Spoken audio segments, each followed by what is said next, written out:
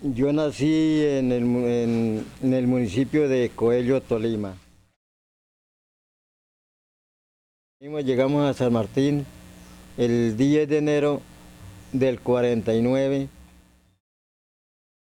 Soy nacido aquí en el municipio de Fuente de Oro. Desde el primer momento que tuve contacto con el libro de Siguiendo al Corte de Alfredo Molano, le empecé a tener mucho apasionamiento por la historia de mi pueblo. Siempre he estado ligado acá a vivir dentro de las riberas del Ariari. No me siento muy tranquilo si no estoy cerca del río pescando. Nací en San Martín de los Llanos. Soy de ascendencia, dicen unos, descendencia otros, árabe. Mi padre, nacido acá en Colombia, más exactamente en Bogotá, nació en 1925. Yo soy de Fuquene, Cundinamarca. Nací en 1930. Viajábamos de San Martín aquí a Fuente de Oro. Hoy se le dice Fuente de Oro, pero es San Antonio. Tengo 40 años, nací en este municipio. Soy agricultor por naturaleza. Estuve 10 años dentro de la función pública, pero me ganó la agricultura. Como dice en la Biblia, no se le puede servir a dos señores, entonces decidí que mi señor era la agricultura y por eso estoy acá en medio de estos platanales haciendo patria a través de la agricultura. Vendedor de carne. Mi papá, un ejemplo de papá muy bueno, responsable y nos dio a nosotros amor y aprecio y donde trabajar. Nací en el año 51. Fui harto deportista. He sido un poco errante. Trabajé mucho tiempo en Bogotá. Soy especializado en ventas de accesorios y partes para vehículos. Nací el 27 de mayo de 1987 en la ciudad de Villavicencio. Aprendí a ejecutar el arpa acá en el municipio de Fuente de Oro hace 8 años, gracias al maestro Hugo Rueda en la Casa del Municipio, en la Casa de la Cultura acá del municipio. Nací aquí en Fuente de Oro, 3 kilómetros, en un sitio llamado La Chel, vereda La Chel. Edad 39 años, luego regresé, que fue cuando me dieron una parcela con la finca en la cual estamos. En 1997, el señor propietario de esta finca le vendió a Lincora en ese entonces. Y ahí fue donde quedé yo como beneficiario de la reforma agraria. Yo nací en San Martín y fui criada en Fuente de Oro, levantada en Fuente de Oro.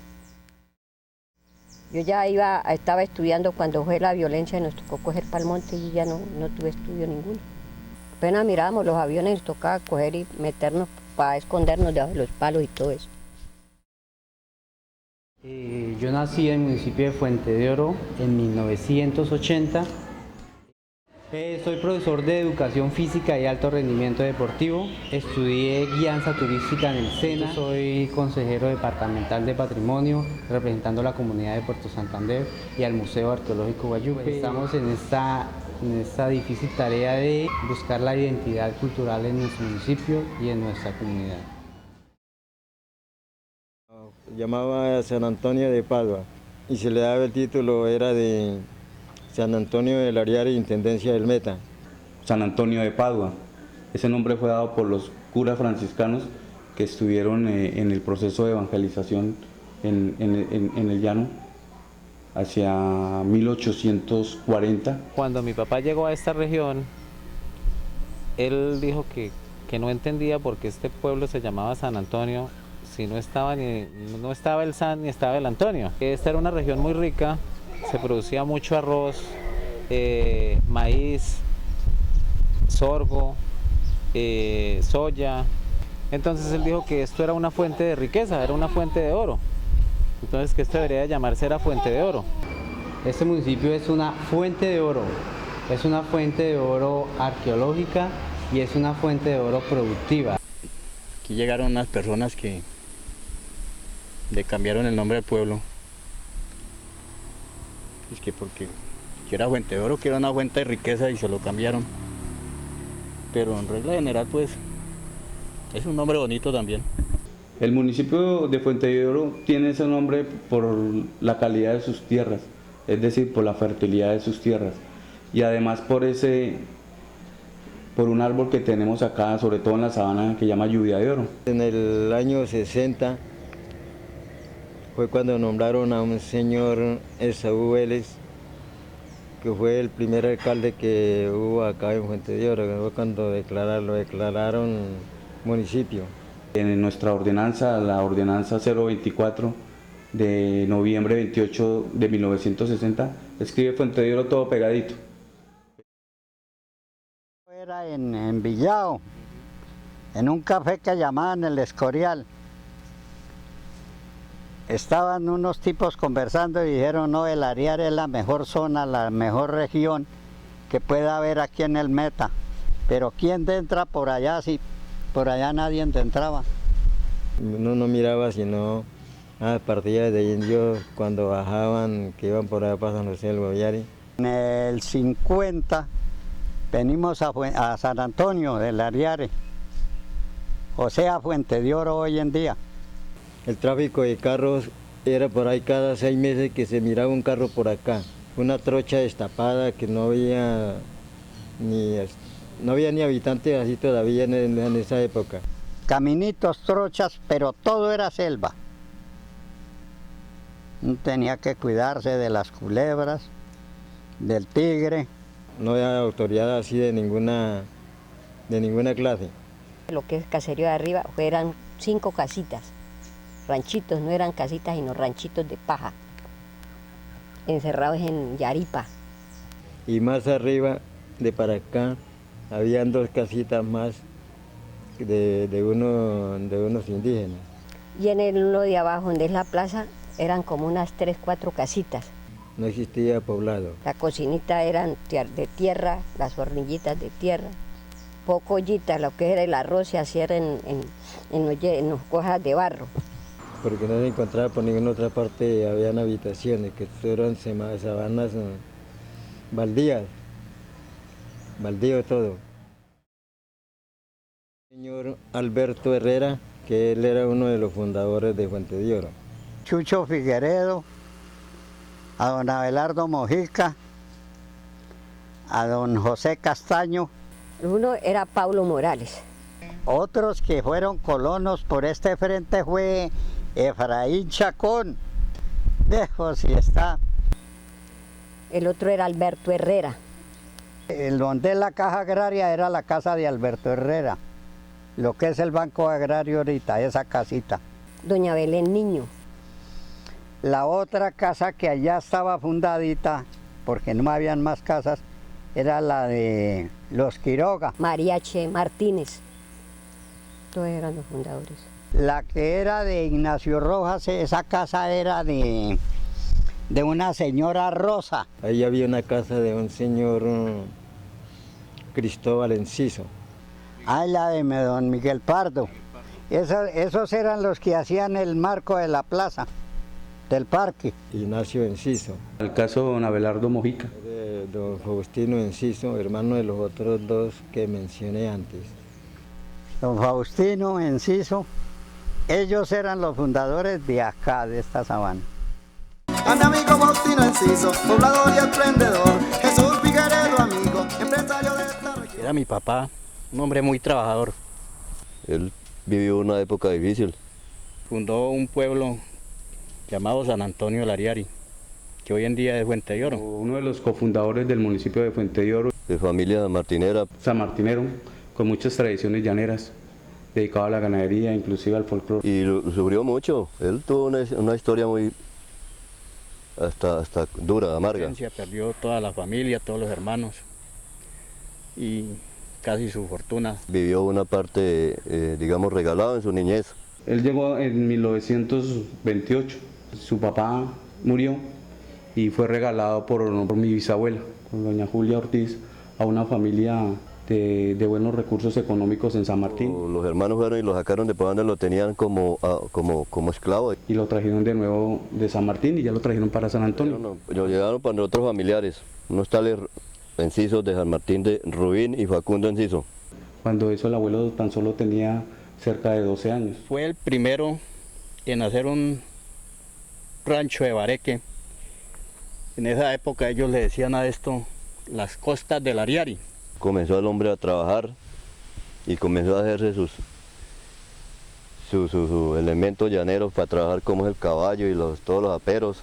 Y fue el primero en abrir una trocha, precisamente pasando aquí por el caminito real. La forma como se labró él para abrir monte. Abriendo trocha, buscando el río Ariari, con muchos peligros porque los atacaban los cajuches y tenían que hacer camaretas para encaramarse. Muchas personas de otras regiones del país buscando fortuna aquí en esta región del Ariari, y él siempre los orientaba para que llegaran al borde del río y les decía: en 8 días vengan por el colino de plátano para que ustedes empiecen a fundar. Pero en ese tiempo era una maravilla la gente para servirse y trabajar y colaborar entre ellos. Hasta que llegaron al río y descubrieron esa belleza de río Ariari por este sector. Porque esa es la principal fuente de oro, porque realmente tiene oro, en sus arenas tiene oro.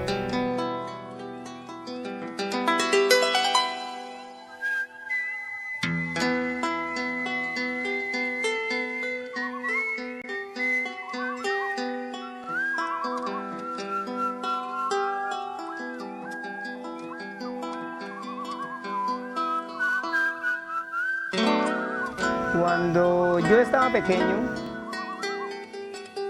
nosotros estábamos durmiendo cuando de repente íbamos a salir a orinar y lo primero que pisábamos era agua.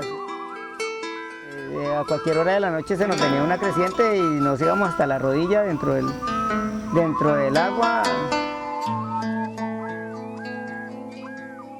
Y era, pues, para nosotros era un gusto que el río se creciera, pues para los padres no, porque lógico que arrasaba con cultivos. Pero para nosotros era un gusto que el río se metiera y nos mojara. Hasta en marzo es muy buena la pesca, se coge mucho pescado con tarraya, con anzuelo. Cuando llega el verano, todos los muchachos se van, la mayoría de personas se van de paseo, se van a quedar a la orilla del río.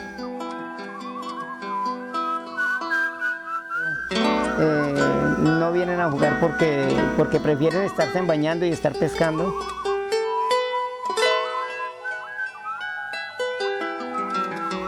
Entonces la gente, aunque no tengan plata, pero viven tranquilos comiendo pescado y platanito.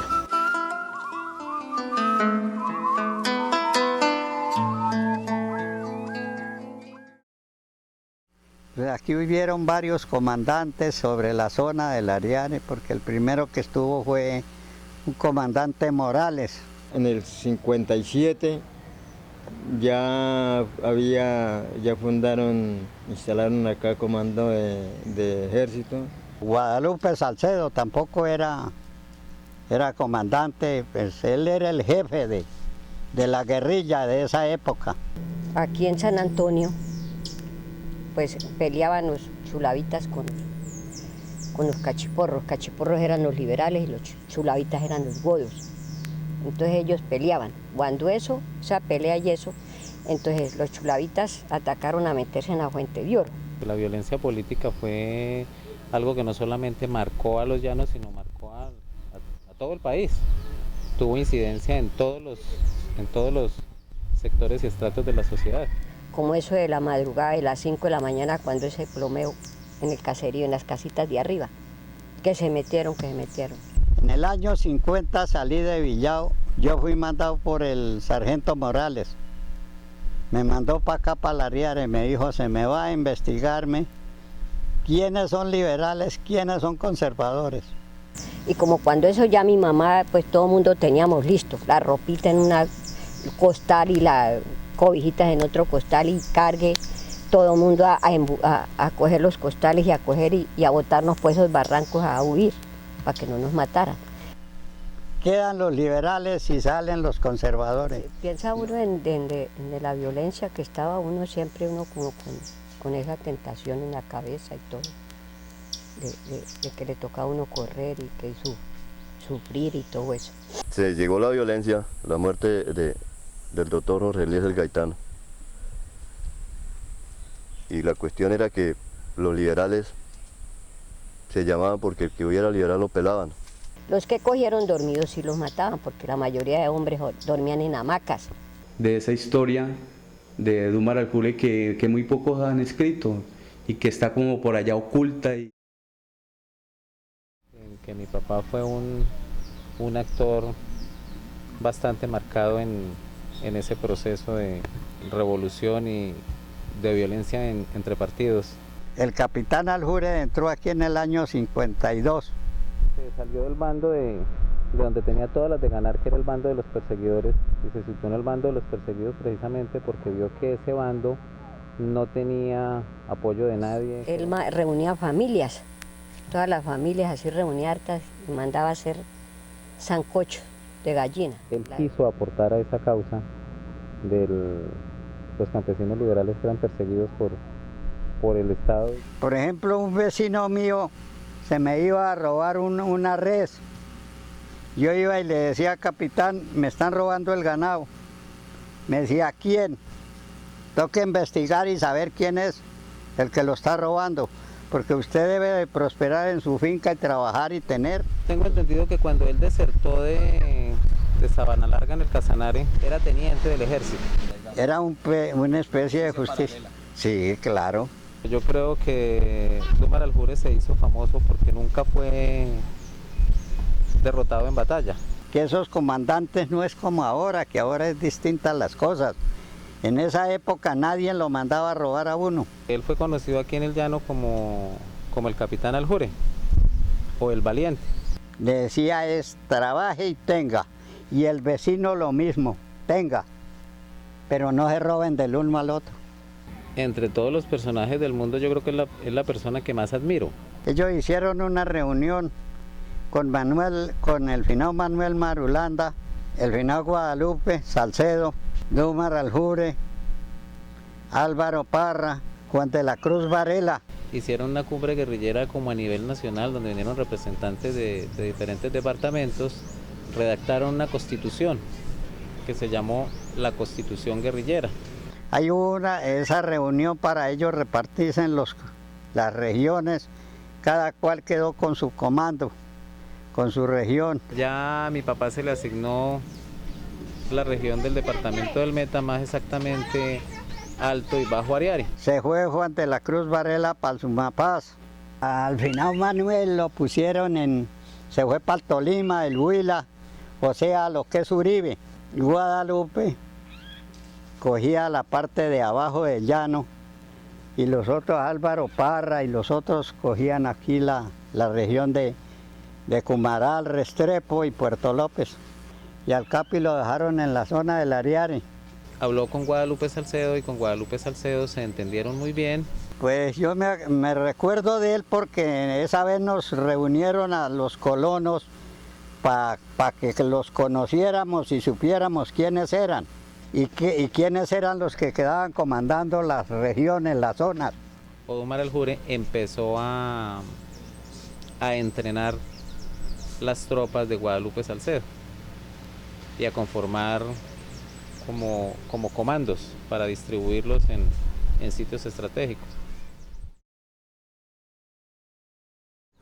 Luego vino el proceso de amnistía en el gobierno de Rojas Pinilla. Hubo amnistía, hubo entrega de armas, se hizo en Casanare y en San Martín, más exactamente en Cantaclaro. Allí entregaron armas, firmaron el tratado de amnistía y vino la pacificación en el llano. Hubo como la reinserción, porque ellos se organizaron fue como autodefensas campesinas que se crearon para defenderse del accionar del gobierno. Pero a Dumar Aljure le quedó pendiente el indulto por ser desertor del ejército. Entonces el compromiso con el gobierno fue ese, que firmara la amnistía y que ellos tramitaban con la Junta Militar el indulto. Y pues el indulto nunca llegó, fue un ataque cobarde en contra de él. Fueron 12 horas de combate que tuvo Dumar al-Jure con las Fuerzas Armadas. Fue un ataque a una casa de familia, una casa de habitación donde él estaba con la esposa y con los hijos. Acá estaba ubicada la nevera. Mis hermanos estaban allá en el piso. Supuso que mi papá se había matado. Entonces ya se escurrieron los pies allá. Y él veía, dice que salía como la culebra del lado de él. Cuando cayó en cuenta que era la sangre. Esto que se ve acá fueron donde impactaban los proyectiles. El ejército, después de que hizo lo que hizo, restauraron la casa, o sea, la maquillaron para que no quedara rastros de lo que aquí había pasado. Porque la casa prácticamente quedó sin techo, quedó semidestruida y la pared trasera totalmente en el suelo. Mi mamá fue a salir por esta puerta con la niña de las tres que tenía acá, la más grandecita, porque le gritaron a mi papá que dejara salir la niña, la esposa y los hijos para que no corrieran peligro. Y cuando ella abrió la puerta le lanzaron una granada. La granada no pegó al piso. Todo fue en la humanidad de mi mamá y de mi hermana.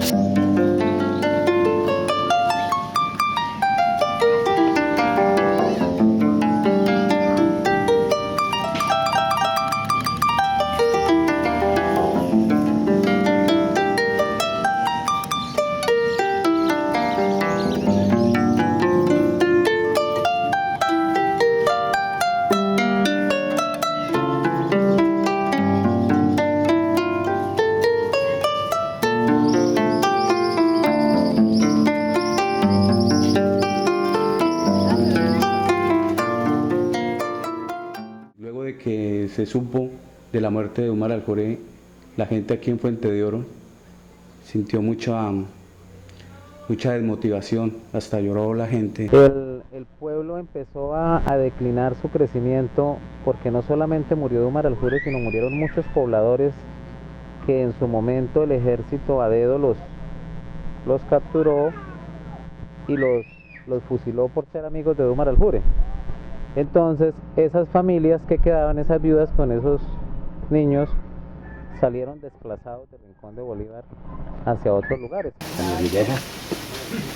Carlos Lleras, me dejó en la calle, me quemó la casa abajo, se llevaron 120 cabezas de ganado, 20 bestias que ponía, 80 marranos, acabaron con el rancho cuando mataron al Jure. Ellos cada uno tenían sus finquitas, sus casitas. Eso pues se murieron y todo ya, pues vendieron, y lo que no vendieron les quitaron, porque como en esa época pues tocó Palmonte, pues no a nosotros, que a nosotros nos quitaron lo que nos tocaba. Como cuando eso uno no tenía papeles de ninguna, no hacían escritura, no hacían nada. Como cuando esa época no mira que ni un niño no lo mandaban a legitimar porque no ocupaban eso, el nombre y el apellido y todo, y no más, no legitimar ni nada. Ni había un bautismo ni nada en esa época. Fuente de Oro es un municipio netamente agrícola, pero el 95% es netamente platanero. Fuente de Oro es un municipio platanero por excelencia, está en este momento posicionado en un ranking especial. La gente acá vive de el plátano. Esta zona siempre ha sido platanera. Sé las mismas técnicas que saben los mismos habitantes, cómo se siembra, qué fertilizantes hay que aplicar, qué plagas atacan. Son 9.000 hectáreas que en este momento se cultivan en el municipio de Fuente de Oro, y lo que hace que sea el municipio platanero del Meta. Es una cultura que ya la tenemos muy presente con el Festival del Plátano, que se organizó a partir de 1992. Josías Parrado y don Robertico, esos fueron los dos primeros compradores que yo me acuerdo. A Fuente de Oro llegó el plátano hacia 1940. Llegaron los jesuitas desde el siglo XVIII en el sector del Meta, exactamente en Apiay, pues ya tenían cultivos establecidos de plátano y fueron ellos quienes trajeron las semillas a este municipio, se lo dieron a los colonos, ellos lo sembraban en ese momento como para tenerlo de sustento, de alimentación. Y se quedó, y ojalá que se haya quedado para siempre, para seguir produciendo calidad de plátano Artón. Y se expandió por toda la región del Ariari. Hoy la región del Ariari es platanera por excelencia. Pero ya a partir de los años 50 ya se comenzó a establecer cultivos más amplios para comercialización.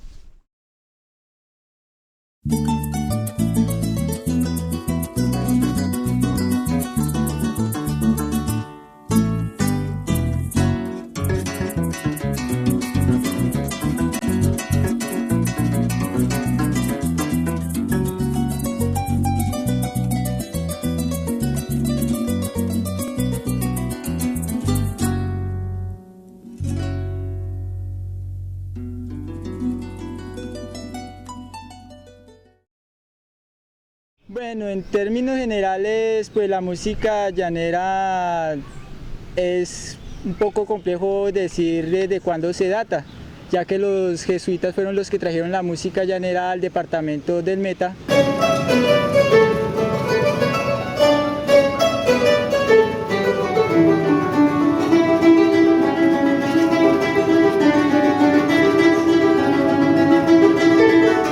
Creo que este es un municipio rico en cultura, ya que cultura no es solamente el ejecutar un instrumento o bailar. Cultura es simplemente el modo de pensar, hablar y de vestir inclusivamente.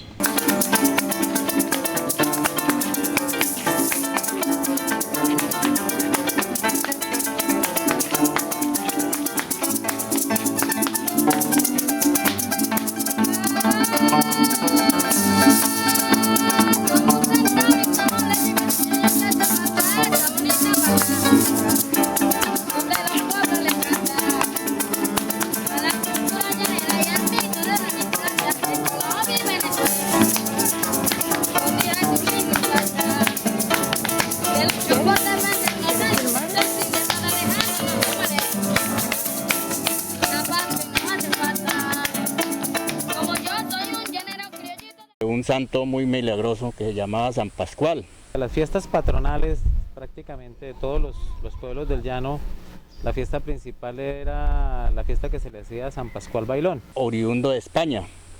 Que era una ceremonia que se le hacía al santo dándole agradecimiento por el fruto en el ganado, por la producción anual. Construían un altar con la imagen del santo. Si la persona, o sea, en mi caso había sido curado, se hacía una parranda, una fiesta en nombre de San Pascual.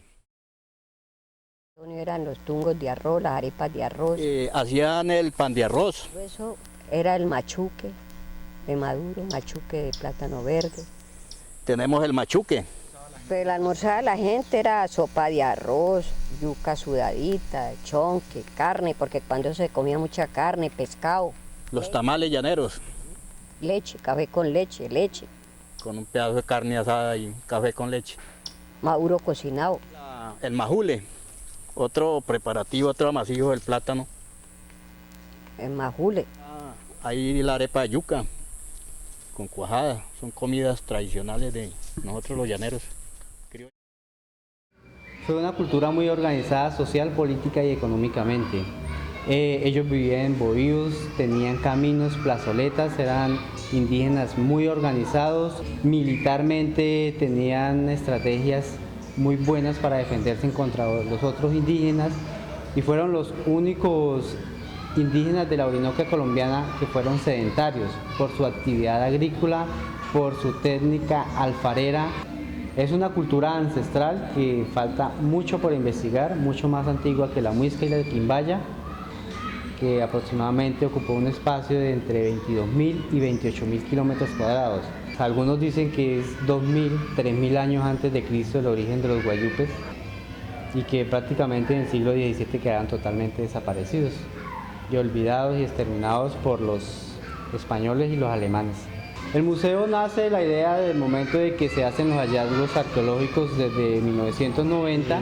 A partir del año 2007 se construye este museo en diciembre del 2007. Dura un tiempo cerrado, entra el grupo Camatzagua. Entonces el alcalde de Fuente de Oro, Álvaro Vanegas, nos entrega las llaves y comenzamos esta labor. Pues es una gran responsabilidad. En estos momentos Camatzagua tiene la tenencia del patrimonio arqueológico por parte del ICANS. Bueno, la relación comunidad-museo es algo nuevo. Es algo que falta mucha, pero mucha sensibilización, porque se puede decir que la mayoría de la comunidad, la mayoría del municipio no está apropiado con la parte cultural que tenemos. Nos falta hacer mucha sensibilización para poder crear o hacerle entender o crear esa identidad cultural de que esto es importante. Detrás de la cultura viene el turismo. Ese es uno de los beneficios que tiene el municipio de Fuente de Oro. Bueno, memorias son nuestras vivencias. Es la recopilación de todas las vivencias cotidianas. Es algo que lo hace madurar a uno, adelantar, conocer, experimentar. Es algo intangible que si no se lleva, si no se transmite a otros, de lógica que se va a perder. Es la raíz de una comunidad, de un pueblo. ¿Qué sería uno sin memoria y sin un objetivo? La importancia de recuperar las tradiciones. Saber cómo fueron esas trochas, cómo eran esos caminos. ¿Quiénes fundaron? ¿Quiénes fueron? ¿O quiénes somos fulanos o tales? Si no hay memorias, entonces no hay historia. Si yo olvido lo que viví ayer, entonces pues no va a haber historia de mí. Por algo una vez dice, yo fui y yo soy. Gracias a esa memoria que en su momento quedó escrita, sabemos quién es Cristo hoy en día. Que es bueno explotar esas ideas, esos pensamientos. Se da a conocer y se puede corregir. La memoria es importante porque crea una identidad cultural. Cuando el pueblo pierde sus raíces culturales, pierde la identidad. Y un pueblo sin identidad no es nada. No vamos tras de, sino de que se conozca la historia, y si ese es el caso es muy bonito. Aquí lo que se pretende es articular la memoria común de los fontorenses para luego divulgarla ante esas personas que de pronto no tienen ningún conocimiento acerca del municipio de Fuente de Oro. La memoria debe contarse y sobre todo en este municipio que debe de traducir una historia con futuro. Yo quiero invitarlos a cada uno de los fontorenses a que se vinculen a este proceso local para reconstruir, para recuperar, para salvaguardar la memoria oculta que muy pocos han escrito y que queremos sacar a relucir con este municipio que tiene una historia grande para contar.